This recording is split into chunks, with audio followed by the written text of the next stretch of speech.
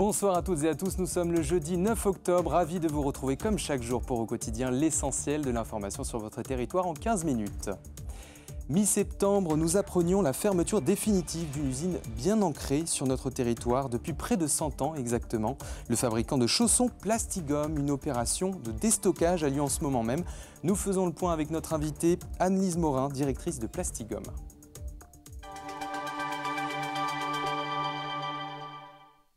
Gabriel Attal en Sarthe, l'ancien Premier ministre qui a critiqué le président de la République Emmanuel Macron, revient sur ses propos et explique les raisons de son déplacement dans le département.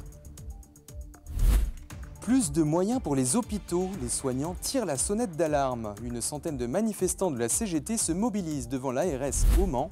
Et puis la santé mentale des étudiants, un enjeu majeur pour l'Université du Mans. Le nombre de consultations augmente, plus de 1900 en 2024. Une visite politique en Sarthe ce jeudi, celle de Gabriel Attal. L'ancien Premier ministre est venu au Congrès national des sapeurs-pompiers, mais a aussi visité des entreprises. Colin Ancel l'a suivi pendant cette journée. Un déplacement qui questionne pourquoi l'ancien Premier ministre Gabriel Attal est-il venu en Sarthe ce jeudi, évidemment pour le Congrès des sapeurs-pompiers et... Moi je me déplace très souvent sur le terrain, j'en ai profité pour aller découvrir des entreprises du territoire. Je remercie Jean-Carl Grelier, Julie Delpech qui m'ont organisé une visite. Au programme du patron des députés Renaissance, visite d'entreprise, rencontre avec des salariés et puis de la pratique aussi. C'est bon, vous êtes bon. Après vous tenez l'outil un peu comme un poignard, mais on y est presque. Autour de votre trait de coupe et vous écartez comme ça. Voilà. Merci. Avant de se rendre au Congrès national des sapeurs-pompiers, rencontre là aussi avec des professionnels et beaucoup de photos prises. L'occasion aussi de s'exprimer sur le contexte national, lui qui affirmait il y a quelques jours ne pas comprendre les décisions du président de la République, Emmanuel Macron. Je pense que la politique, elle crève du sentiment qui peut être donné à des Français, de la langue de bois et du refus de lucidité, y compris sur des erreurs qui ont été faites par son camp. Et donc oui, j'ai dit lucidement que je ne comprenais pas les décisions qui avaient été prises depuis un an. On n'a pas à choisir entre être un adorateur ou un fossoyeur. Évidemment, on fera toujours tout ce qu'on peut pour faire réussir son gouvernement et pour faire réussir le pays et faire avancer la France. Il déplore surtout les batailles politiques qui freinent l'avancement du pays et plaide toujours pour un accord entre les partis, notamment budgétaire, avant de penser à qui composerait le futur gouvernement. En ce moment, je me mets à la place des Français, ils allument la télévision, ils écoutent les informations. Vous voyez des hommes politiques et des femmes politiques qui parlent d'eux-mêmes, mais qui ne parlent plus de leurs problèmes. Ce midi, j'ai déjeuné, c'était l'initiative de la députée Julie Delpech, avec des élus locaux de la Sarthe. Je peux vous dire qu'on n'a pas parlé de tout ça. On a parlé de l'accès aux soins et des questions de santé. On a parlé des questions de simplification, de normes pour les élus locaux qui veulent développer des projets. On a parlé d'économie locale. C'est quand même ça les vrais sujets pour les gens. Des discours pleins de détermination pour que les échanges politiques volent plus haut. Et puis le ministre de l'Intérieur démissionnaire, Bruno Retailleau, vient dans le département ce vendredi aussi à l'occasion du Congrès national des sapeurs-pompiers. L'homme de 50 ans, originaire de la Mayenne, est toujours recherché. Mercredi, un appel à témoins est lancé par la gendarmerie de la Mayenne pour retrouver Yannick Maréchal, cheveux gris et barbe grisonnante, 1,75 m. Il porterait une veste marron, un jean bleu et un sac à dos noir. Selon les informations de la gendarmerie, l'homme a plusieurs attaches en Sarthe. Si vous avez des informations, contactez immédiatement le 17 ou le 02 43 09 65 24. Plus de précisions sur la dame de 77 ans retrouvée morte ce mercredi au Mans. Le corps sans vie est découvert dans la Sarthe, près du barrage de la Passerelle d'Enfer, par des jeunes sportifs du club d'aviron qui ont contacté les secours. Les circonstances du décès de la septuagénaire sont encore inconnues. Une enquête est actuellement en cours. Un mouvement de grève national des soignants du service public, suivi aujourd'hui par une partie de la CGT de la Sarthe. Les représentants syndicaux se sont réunis devant les bureaux de la préfecture boulevard Pexan ce jeudi après-midi. Ils demandent plus de moyens pour l'hôpital, ces soignants qui se disent à bout de force. Laure Girard est allée à leur rencontre.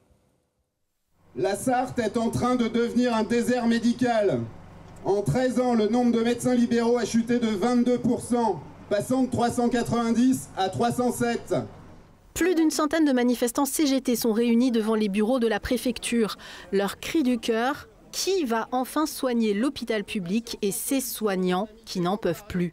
On est le secteur professionnel dans lequel, entre la santé et l'action sociale, il y a le plus d'accidents de travail aujourd'hui. On n'est pas encore le premier en termes de mort au travail, sauf ça explique bien quelque chose, ça exprime bien quelque chose, ce sont des indicateurs forts. Une délégation a bien été reçue par la secrétaire générale de la préfecture et une représentante de l'agence régionale de santé. Ils ont conscience de la situation, sauf que voilà, ce qu'on attend d'eux, c'est plus de l'empathie. Nous, on veut des actes forts, parce qu'aujourd'hui, c'est nos patients qui sont en danger.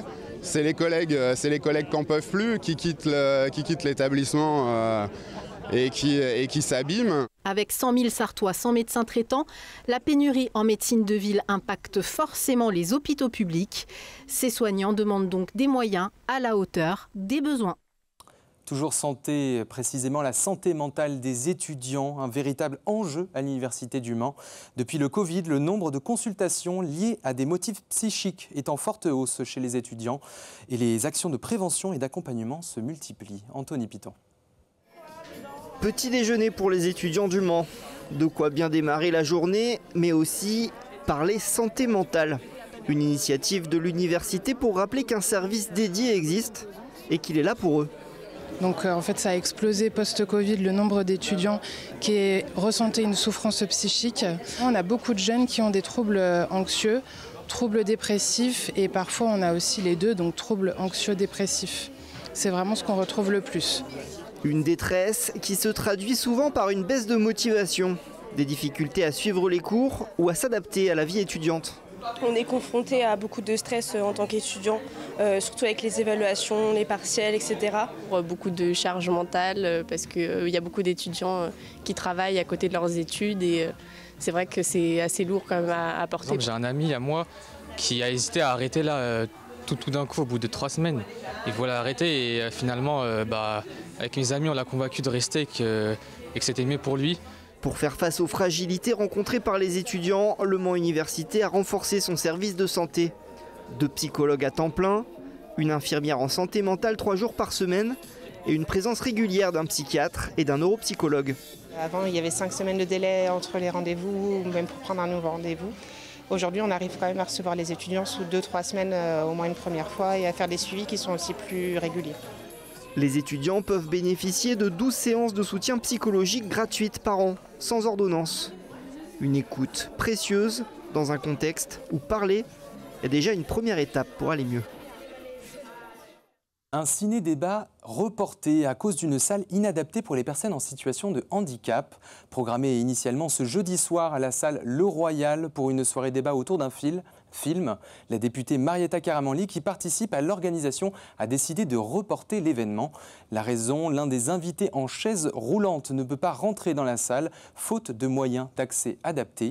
De nouvelles dates sont alors proposées, l'une à Conneré le 27 novembre à la salle La Passerelle. La deuxième au Mans reste à confirmer selon la disponibilité d'une nouvelle salle, précise la députée. Vous l'aviez certainement déjà appris, les fabricants de chaussons sarthois Plastigum ferment boutique. L'entreprise s'apprêtait à avoir 100 ans en 2028. Nous sommes avec Anne-Lise Morin, directrice de Plastigum ce soir. Bonsoir Anne-Lise Morin. Bonsoir Alexandre. La situation économique de l'entreprise devenait très fragile pour continuer. Quelles sont les raisons de cette fermeture concrètement ? Alors, vous l'avez dit, justement, la situation économique et financière de l'entreprise, depuis, on va dire, à peu près 3 ans, ça a commencé à devenir assez difficile. On jonglait avec des efforts de trésorerie. La hausse des coûts de l'énergie a contribué à nous affaiblir.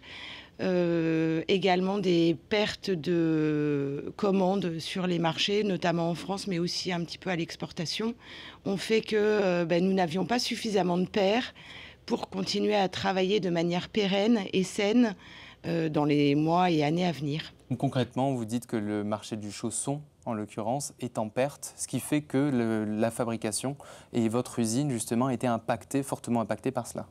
Alors, le marché du chausson, peut-être. Heureusement, certaines personnes continuent quand même à porter des chaussons. Le détail indépendant est un secteur vraiment difficile et ce sont nos clients qui sont les premiers impactés. Et nous avons besoin de fabriquer des chaussons toute l'année. Donc aujourd'hui, je n'arrivais pas à rentabiliser mon atelier sur 12 mois. Pour autant, vous n'avez aucune dette aujourd'hui?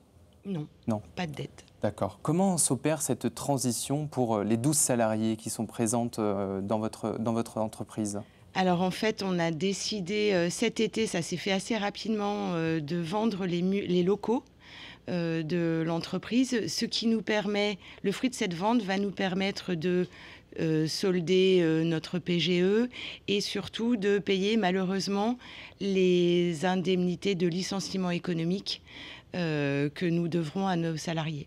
Alors depuis le 8 octobre, c'est-à-dire hier, vous réalisez une grande opération de déstockage, donc suite à le lancement définitif de cette fermeture. Comment s'est-elle passée cette journée, ce jeudi et aussi ce vendredi? Alors nous avons commencé hier effectivement avec un flux de personnes relativement important puisque nous avons eu presque 1200 personnes hier. Un petit peu moins aujourd'hui, mais quand même beaucoup de clients. Beaucoup de fidèles notamment. Beaucoup de clients qui viennent tous les 6 mois à nos ventes directes et qui en profitent pour faire des réserves, qui nous font part de messages assez touchants et de beaucoup de sollicitudes en se disant on ne va plus vous retrouver. Où pouvons-nous vous retrouver concrètement pendant ces plusieurs jours justement avec cette opération de déstockage et jusqu'à quand? Chez Plastigum jusqu'au 22 octobre. Donc Plastigum, c'est à Champagné en face du terrain de football, tous les jours sauf le dimanche. Et puis nos produits sont également présents chez nos détaillants indépendants, un peu partout en Sarthe. Je ne vais pas les citer tous, mais on peut retrouver nos produits pour cet hiver et l'été prochain chez nos clients fidèles. Alors vous le dites, Annelise Morin, vous êtes créé une bonne réputation. Entre-temps, vous avez quand même 30 ans, plus de 30 ans d'activité. Depuis 2010, vous êtes directrice de Plastigum, des chaussons certifiés Origine France. Est-ce que les Sartois et les Sartoises peuvent espérer vous retrouver prochainement? Vous le dites, certains fidèles qui sont venus vers vous, qui vous ont dit « ça nous fend le cœur, c'est triste justement de voir la fermeture de Plastigum ». Est-ce qu'on peut espérer vous revoir prochainement, peut-être pour un autre projet? Alors peut-être, je ne peux pas parler de l'avenir, je garde la marque va continuer à être notre propriété et puis après on ne sait jamais, en tout cas aujourd'hui l'outil de fabrication s'arrête, mais reste à voir ce qu'on pourra faire avec cette belle marque Lavac qui existe depuis bientôt 100 ans, vous l'avez dit. Bon, en tout cas, c'est à suivre. Et puis, vous pouvez toujours continuer à aller à Plastigum qui réalise une opération de déstockage aujourd'hui pour des prix cassés. Quels alentours à peu près au niveau des prix? Entre 15 et 40 euros. Donc, c'est vraiment des prix formidablement intéressants. Donc, c'est à suivre. Merci Annelise Morin, directrice de Plastigum, d'être venue sur notre plateau. Merci. Au revoir. Le MSB s'incline à un seul petit point face au Spartak Subotica en Ligue des Champions ce mercredi soir en Sarthe, 73-74. Il faut dire que le match est très serré avec un premier quart-temps ex-aequo 18-18. Les tangos dominent longtemps la partie, mais un ancien manceau, Olivier Anlan, fait la différence dans les dernières minutes du match en faveur de sa nouvelle équipe. Un petit espoir à la fin avec cette claquette de David Di Leo, quelques dixièmes de seconde après le coup de sifflet final. Les 2 points ne passent pas. Défaite des Manceaux pour ce premier match de Coupe d'Europe. Toujours dans la compétition, la prochaine rencontre du MSB est prévue mercredi 15 octobre aux îles Canaries contre Gran Canaria. Le niveau d'alerte sécheresse en net recul dans notre département. La majorité du territoire est dans une situation dite normale. En l'occurrence, une alerte renforcée est signalée dans le bassin de la Vège-Taude-Herve du côté de Sablé-sur-Sarthe. Concrètement, les restrictions fortes sont mises en place sur les prélèvements d'eau. Autrement, le bassin de l'Argance est en état d'alerte, représenté en jaune sur la carte. Plus de précisions sur les restrictions via le site internet vigio.gouv.fr. On termine avec les tendances météo de ce vendredi 10 octobre. Quelques nuages couvrent le ciel sartois dans la matinée. Les températures douces avoisinent les 15 degrés. Et puis l'après-midi, c'est un grand soleil qui sourit à l'ensemble du territoire. Jusqu'à 20 degrés sont prévus dans le sud-ouest du côté de la Flèche ou encore de Sablé-sur-Sarthe. Voilà pour l'essentiel de l'actualité sur votre territoire. On se retrouve demain, 18h45, 19h, pour une édition spéciale au Centre des Congrès des sapeurs-pompiers. Et puis très bonne soirée à vous. Tout de suite, c'est Culturel présenté par Chloé Bergera. Bonne soirée.